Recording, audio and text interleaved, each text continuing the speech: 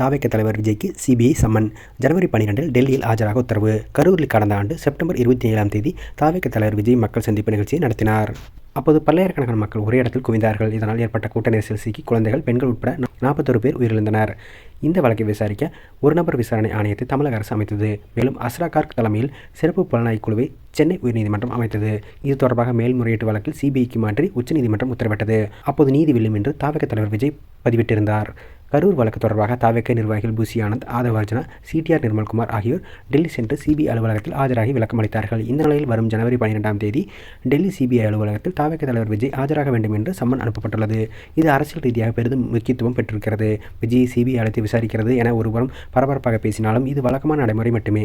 குற்றப்பத்திரிகையில் விஜயின் பெயரை சேர்ப்பார்களா இல்லையா என்பது பொறுத்திருந்தான் பார்க்க வேண்டும். கரூர் கூட்டம் நடத்துவதற்கு 2 நாட்களுக்கு முன்புதான் அனுமதி கேட்டிருக்கின்றனர். எனவே திட்டமிட்ட சதி செயல் என்ற விஷயம் அடிபட்டு போக நிறைய வாய்ப்புகள் இருக்கிறது.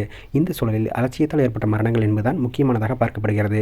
இதில் காவல்துறை, நிகழ்ச்சி ஏற்பாட்டாளர்கள் ஆகியோருக்கு பொறுப்பு இருப்பதைப் போலவே தாவேக தலைவர் விஜய்க்கும் தார்மீக ரீதியில் பொறுப்பிருக்கிறது. அந்த வகையில் நேரில் அழைத்து விசாரிப்பதில் ஆச்சரியம் ஏதுமில்லை.